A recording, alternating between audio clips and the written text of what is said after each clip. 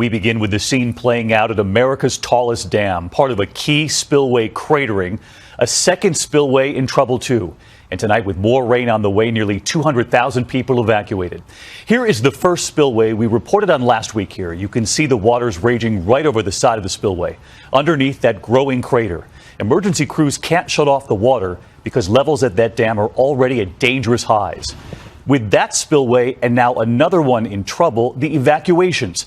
Many were given just an hour's warning, some even less. This is the image that started the alarm. Water rushing over a giant gaping hole. Now the race to reroute the water causing bigger problems. The damage and erosion so severe, emergency officials feared the worst. If the area doesn't hold, a giant wall of water could spill into the surrounding residential areas.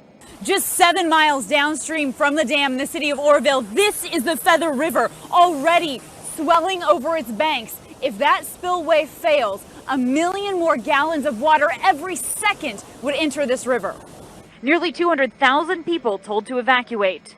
Been advised we need to expand the evacuation area. The alerts coming in by phone and text. This Oroville resident said he had 5 minutes to leave. Our phone started going off and we just immediately loaded up the kids and took off. Dishes left on the table at this abandoned Denny's. Those fleeing stuck in bumper-to-bumper traffic for hours. Gas stations overwhelmed. And I'm scared because I've never been in anything like this before. Motorists tweeting photos and videos of their ordeal through the night. I've been stuck in this spot for 20 minutes now. I ain't going nowhere. The problem all stemming from the Oroville Dam in Northern California, now at record levels and in danger of spilling over after a series of storms. At 770 feet high, the dam is America's tallest. It releases water from Lake Oroville through a spillway. The problem started last Tuesday when a massive hole developed in the spillway's concrete base, forcing engineers Saturday to allow water over this wall into the adjacent emergency spillway. Here are those dramatic images of the water going over the wall for the first time since the dam opened in 1968, leading to that severe and dangerous erosion. Right behind me, these are the giant bags that they're filling up with rocks to drop into that hole. And when you look, those bags are about 4 feet tall. Tonight, helicopters lifting these giant bags that they hope will stop the erosion. They've also increased the flow of water at the main spillway, with that giant hole to take the pressure off the second emergency spillway. More than one Olympic swimming pool of water rushing through every single second. Officials say it's working, but this image shows how close the dam is to the town of Oroville, which tonight is a ghost town. Many preparing to spend a second night at shelters, sleeping on cots, and among those waiting to return home, 18-year-old April Torlone. And it was just beyond crazy seeing that Yuba City changed in a matter of minutes. It seems that more than a decade ago, local government officials in Oroville warned that the risk of flooding in the town was extremely high in areas located below the dam. According to the Associated Press, state and federal regulators dismissed those fears. It was believed that the hillside area would be strong enough to take on large volumes of water, estimated to be in the line of hundreds of billions of gallons. That confidence kept regulators from reinforcing the concrete that now has a gaping hole in the center of it. That decision has now come under fire after nearly 200,000 residents were evacuated on Sunday, amid fears that within an hour of the evacuation announcement, the town of Oroville would be underwater. Parts of Hungary are on flood alert, with melting ice causing mayhem. It's the flip side of a rise in temperatures after weeks of freezing conditions. Some homes are submerged in the east of the country, with boats and piers also damaged. Hundreds of kilometers of waterways are affected by the flood alert. And while there are no reports of injuries yet, authorities are urging the utmost vigilance. Extreme weather and heavy snow have shut down schools and educational institutions in 8 provinces across Iran. Snow has blanketed northern and western provinces of Ardabil, Azvin, Zanjan, Markazi, Hamadan, Semnan, and Kohkiliye Boyar Ahmad, as well as some cities in southern province of Khuzestan. Several roads leading to northern provinces have been cut off, and traffic police urged people to cancel or put off their trips. Iran Meteorological Organization has forecast more rain and snowfalls across the country for the next couple of days. Humans have visited the deepest part of our planet, the Mariana Trench, only twice. once in 1960 and again in 2012. Yet the trench, a nearly 7-mile-deep rift in the Pacific, appears to be pretty polluted. Some animals there have contamination levels similar to what you'd see in highly polluted industrial areas. They also contain toxins banned in the 1970s. The pollutants seem to concentrate thanks to gravity and the food chain. As animals who were contaminated near the surface die and sink to the bottom, the toxins build up in the ecosystem. The toxins are called persistent organic pollutants. They can cause birth defects and developmental problems in both animals and people. The most infamous example of this type of toxin is probably the pesticide DDT. The same kind of pollutants can be found on land too. A 2016 study found that polar bears, already at risk because of melting Arctic ice, were consuming the toxins through their mother's milk. Now it's beginning to look like many remote ecosystems are becoming a sink for pollutants. Over time, these toxins seem to be concentrating in more remote areas of the globe.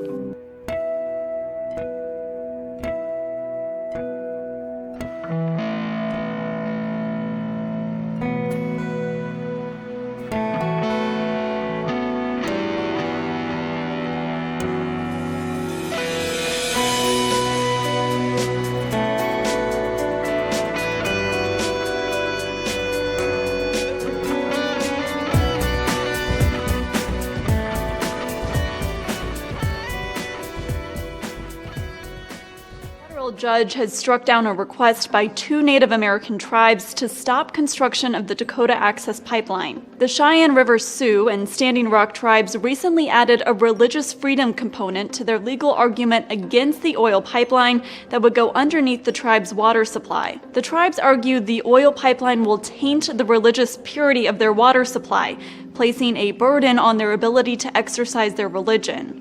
A U.S. district judge in Washington, D.C. rejected the tribe's request for an immediate temporary restraining order on the project. But he said he'll reconsider the pipeline before a hearing February 26th, and he promised to rule on the issue before the pipeline is ever used for oil. Politics in the U.S. are too much for some Canadian school kids. It's so bad a Canadian school board has canceled class trips to America. That's according to the Windsor Star. The Greater Essex County District School Board is in Windsor, Ontario. They had intended to bring students to sites such as the Detroit Opera House and Michigan's Holocaust Memorial Center, but school officials said they were concerned that President Trump's travel ban would prevent some students from crossing the border. Board spokesman Scott Scantlebury said, "Where one person doesn't go, nobody goes. We want to make sure nobody is excluded."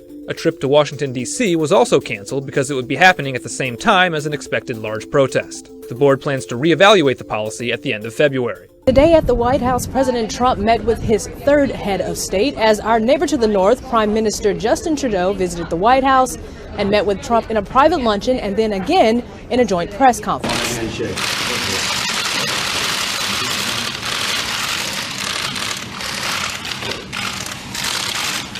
Going into this news conference, everybody knew that the two leaders vastly differed on a range of issues, most recently on the issues of immigration and refugees. But listening to them speak, one could hardly tell they had any differences at all. Make no mistake, at the end of the day, Canada and the U.S. will always remain each other's most essential partner. Mr. Prime Minister, I look forward to working closely with you to build upon our very historic friendship. As utterly diplomatic and one could say generic as they were, their differences were still apparent as Trudeau said Canada accepts refugees without compromising security, and Trump, well, obviously has a different view. Are you confident the northern border is secure? Can never be totally confident. We continue to pursue our policies of openness towards immigration and refugees without compromising security. We have to create borders. We cannot let the wrong people in, and I will not allow that to happen. As we know, relationships between neighbors are pretty complex, and we won't always agree on everything. Prime Minister Trudeau, you've made very clear that Canada has an open door policy for Syrian refugees. Do you believe that President Trump's moratorium on immigration has merit on national security grounds? There have been times where we have differed in our approaches, and that's always been done firmly and respectfully. The last thing Canadians expect is for me to come down and lecture another country on how they choose to govern themselves. Trudeau and Trump did announce a new joint initiative to help improve opportunities for women in business, and it appears Trump isn't looking to make major changes to NAFTA, at least when it comes to Canada. We'll be tweaking it. It's a much less severe situation than what's taken place on the southern border. Well, you never hear of refugees from the United States, but Canadian border officials are reporting hundreds of them. They're refugees from the Middle East who were legally admitted into the United States, but now worry that their legal status could be revoked. Canada has a more welcoming refugee policy. This Syrian family you're seeing now crossed on Saturday through the woods into Quebec. The Canadian Border Agency says there were 369 such refugees from the United States in November, and in December, there were 591. The United Kingdom is ending one of its child refugee programs. UK Home Office Minister Robert Goodwill announced February 9th it will end after a final group of children is resettled. The Dubs Amendment was enacted last May to allow unaccompanied child refugees living in makeshift camps across Europe to settle in Great Britain. The original goal was to take 3,000 kids, but Goodwill says the UK only has enough space left to help 150 more children. Home Secretary Amber Rudd claims the program is being canceled because France complained it was encouraging more migrants to flood into Europe. In all, the program will have settled just 350 child refugees in the UK. Far-right Dutch politician has reiterated his pledge to de-Islamize the Netherlands after his Freedom Party forms the next government. With 5 weeks to go until the elections, Geert Wilders stepped up his campaign with anti-Islam and anti-Muslim slogans. In an interview with a public broadcaster, he also vowed to close mosques and ban the Holy Quran from bookstores. He said that he would ask the electorates to rise up if other parties deny him his 11-point manifesto that includes de-Islamization of the Netherlands and shutting the country's borders to refugees. The Eurosceptic politician also hinted about imitating the changes brought by Brexit and the new U.S. administration. Dubbed by the media as the Dutch Trump, Wilders has taken lead in recent opinion polls. However, other parties say they won't work with Wilders in a coalition even if he wins the election. And UN Secretary General Antonio Guterres has warned against the rise in Islamophobia in parts of the world. One of the things that fuel terrorism is the expression in some parts of the world of Islamophobic feelings and Islamophobic policies and Islamophobic hate speeches. Guterres was speaking at a joint press conference with Saudi Foreign Minister Adel Al-Jubeir in Riyadh. He said Islamophobic policies only help terrorist groups such as Daesh to make their own propaganda. The UN chief's remarks came amid rising anti-Muslim and anti-refugee sentiments, especially in some European countries and the United States. During his trip, Guterres also held talks with other top Saudi officials, including King Salman, to discuss regional and international issues. Touching on Syria, the UN Secretary General said the world cannot successfully fight terrorism if an inclusive political solution is not found for the Syrian people. While Valentine's Day can be a polarizing holiday for many, one justice has gone so far as to ban it entirely. On the eve of the special day, Pakistani Justice Shaukat Aziz of the Islamabad High Court ruled Valentine's Day actually goes against Islamic teachings and should be banned entirely. That means public professions of love in the name of St. Valentine are no longer permitted. All print and digital ads geared towards the big day have also been banned. While February 14th is a popular holiday here in the US, it's much more controversial in Pakistan. Last year, President Mehmood Hassan urged people to abstain from taking part in the festivities because it's a Western and not a Muslim tradition. A suspected suicide bomber targets a protest rally in Pakistan.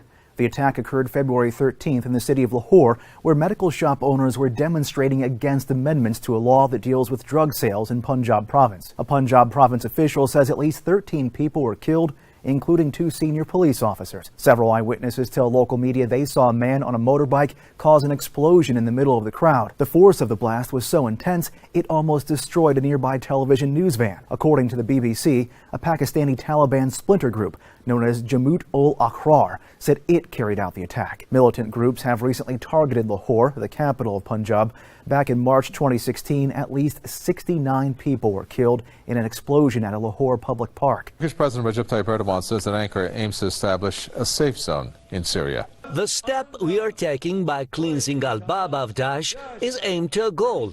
After Al-Bab, we'll move towards east to Manbij and Raqqa. If we can take a joint step with coalition forces, we are aiming to establish a safe zone cleansed of terrorist elements. Arabs and Turkmen groups in particular will find the opportunity to settle in this safe zone. Erdogan has made the remarks during a speech in Bahrain. The Turkish president also says that the safe zone will cover an area of up to 5,000 square kilometers inside of Syrian territory. Erdogan added that he has informed the United States of his plans, which he says will require a no-fly zone. Turkish forces crossed the border into Syria in August 2016. Ankara claims it's fighting Daesh. Syria has denounced the Turkish incursion as a breach of its sovereignty. The Syrian government says it's ready to agree prisoner swap with foreign-backed militants. According to the Syrian media, the government is ready for exchange of prisoners in the framework of efforts being made for the upcoming peace meeting in Kazakhstan. There was no immediate reaction from opposition groups. Earlier this month, the Syrian government and militants swapped dozens of prisoners in Hama province. The Syrian officials and opposition groups are meeting in Astana on February the 15th and 16th. Separately, the UN-sponsored peace talks are due to start in Switzerland on February the 20th. New footage shows the level of damage ISIS has inflicted on historic sites in Palmyra, Syria. Drone footage from Russia's defense ministry shows a Roman-era amphitheater and the columns leading up to it before and after ISIS occupation. This is the second time ISIS has captured Palmyra. The militants originally took the city in May 2015. In March 2016, the Syrian army retook the city with the help of Russian air support. But by the end of 2016, ISIS was able to reclaim Palmyra after the Syrian regime shifted its attention to fighting rebels in the city of Aleppo. Israeli defense officials are voicing concern over the worsening situation along Israel's northern frontier with Lebanon and Syria, and this is all amid deepening cooperation between the Lebanese army and the Hezbollah terror group. The Iranian proxy is forbidden from being anywhere near the area by United Nations Resolution 1701, implemented at the end of the Second Lebanon War in 2006. But Hezbollah operatives are openly operating and exercising control over the territory in close proximity to the Jewish state. The terror organization is not only working closely with the official Lebanese army near the Israeli border, but also in several regions near the Syrian front, in a mutual fight against the Islamic State. This burgeoning alliance carries major significance for Israeli military strategists, including the possibility that in any future conflicts, Israeli troops may have to directly contend with their Lebanese counterparts, or Beirut may even supply weapons to Hezbollah fighters. Meanwhile, the void in Syria being left by ISIS's defeats is rapidly being filled by an axis of Shiite forces consisting of Damascus, Hezbollah, and Tehran. This extremist group is extremely hostile to the Jewish state, and its upward trajectory of increasing power across Syria extend to its side of the Golan Heights, which is just over Israel's northern border. We got some more analysis on North Korea's latest missile today from South Korea's National Intelligence Service. The spy agency says that the intermediate-range ballistic missile launched on Sunday is capable of flying more than 2,000 kilometers when fired off at the right angle. It says the missile reached a top speed of Mach 8.5, or more than 10,000 kilometers per hour.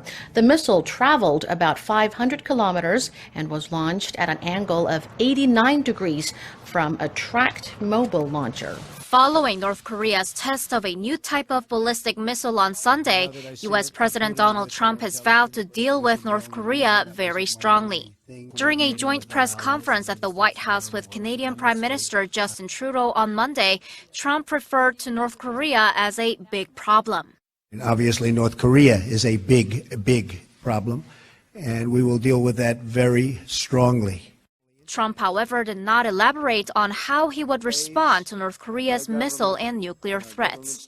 Earlier in the day, the Pentagon strongly condemned Pyongyang's missile test and stressed Washington's ironclad commitment to protect the U.S. homeland and its allies, such as South Korea and Japan. Speaking to reporters on Monday, Pentagon spokesperson Jeff Davis described North Korea's weapons programs as unlawful and said they represent a clear grave threat to U.S. national security.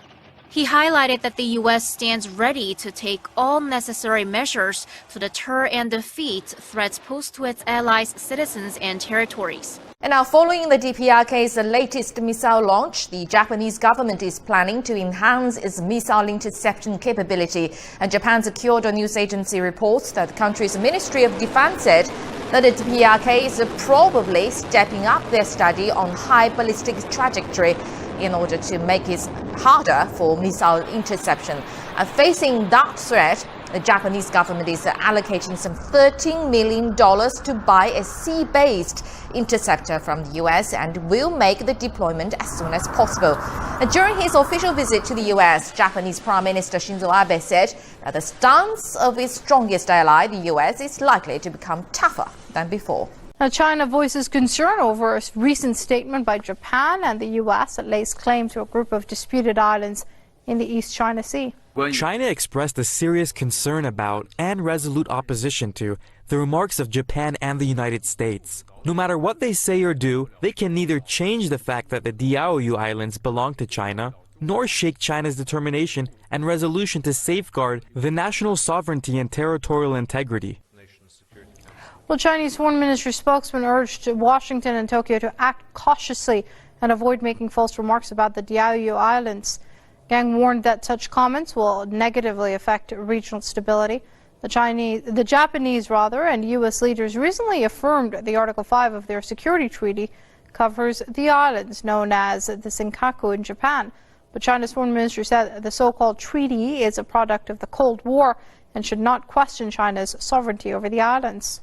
Donald Trump and Russian President Vladimir Putin may be meeting in person within the next few months. Trump and Putin will most likely both be attending the G20 summit in July, but the Kremlin has now said that they may meet with each other before then. Since Trump became president, he and Putin have spoken once on the phone, and Putin recently expressed openness to the idea of a meeting in Melania Trump's birthplace of Slovenia. President Trump's ties to Russia have been subject to scrutiny. Most recently, his national security advisor Michael Flynn is accused of having talked sanctions on Russia in a phone call prior to Trump's inauguration. For Paul Voss, McDonald's is more than just a job. Paul, who has Down syndrome, has been working at the Placerville McDonald's since 1986. He's affectionately known as the Lobby General. I like the people, McDonald's, and the church. Today, dozens of people came out to celebrate his 30 years of serving up smiles. Jill Rucala is Paul's job coach. Paul's been trying for years to put me out of work. She's been with him since day one and is responsible for making sure he gets a job and keeps it. Jill says throughout, Paul's only had one request in his 30 years on the job. He wants to be treated like anybody else. He wants to be the same as other people. Paul's co-workers say that's not hard to do. He's great to work with because, I get along with him so well that I can communicate with him with no problems. He's just awesome. He's always kind of with a smile. Or he just taps me on my shoulder, say, good morning, or how you going? Paul's boss says in the 3 decades he's been there, he's never been late for a shift. He always manages to put a smile on your face. And Paul says today made him feel like a superhero, and he's just thankful for the opportunity to be there.